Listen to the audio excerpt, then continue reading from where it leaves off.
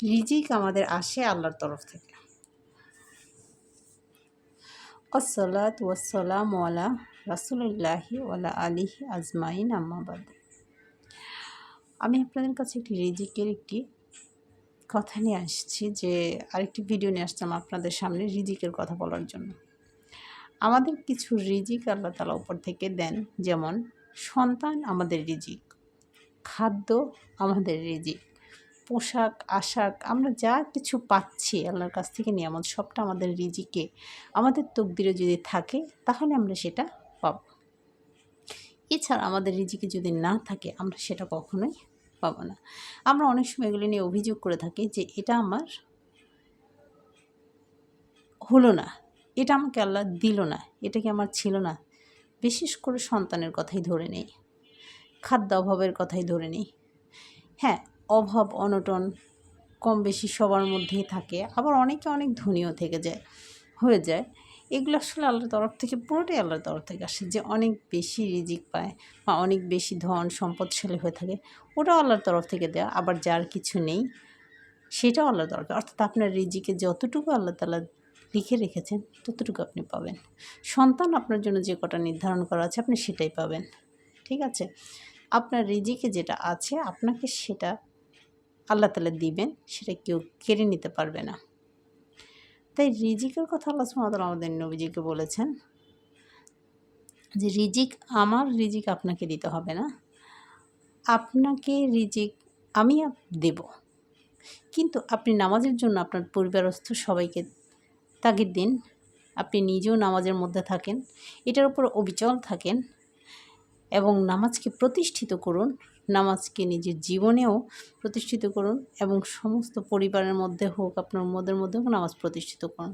রিজিকের জন্য আপনাকে কোনো টেনশন করতে হবে না, রিজিক আমি দেব, রিজিক আপনার কাছ থেকে আমি নেব না।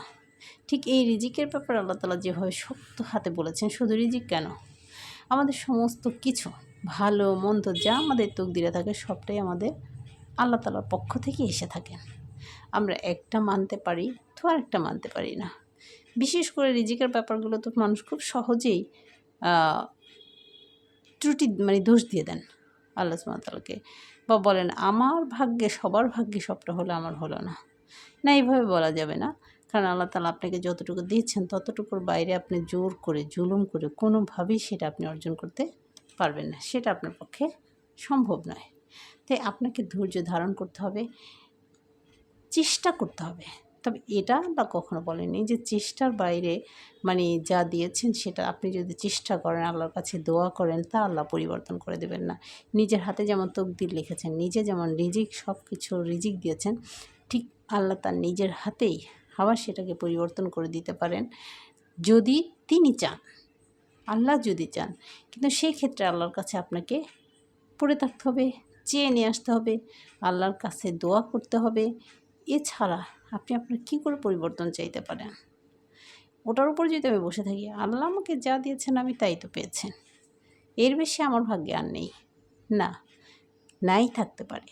কিন্তু আল্লাহ তাআলা তো নিজেই বলেছেন যে আমি তোমার চেষ্টা, তোমার দোয়া, তোমার কর্মের কারণে আমি তোমার ভাগ্য আমি নিজের হাতে আবার পরিবর্তন করে দিতে পারি।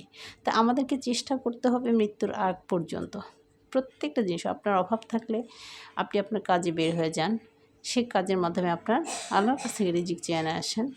আপনি সন্তান না থাকলে তার জন্য আল্লাহর কাছে দোয়া পড়েন, তাহাজ্জুদ পড়েন, নফল ইবাদত করেন বেশি বেশি, সেখানে আল্লাহ সন্তান দিয়ে দিতে পারেন।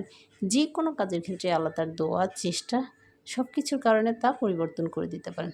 তাই আমাদেরকে চেষ্টা করে যেতে হবে প্রতিনিয়ত। আসসালামু আলাইকুম।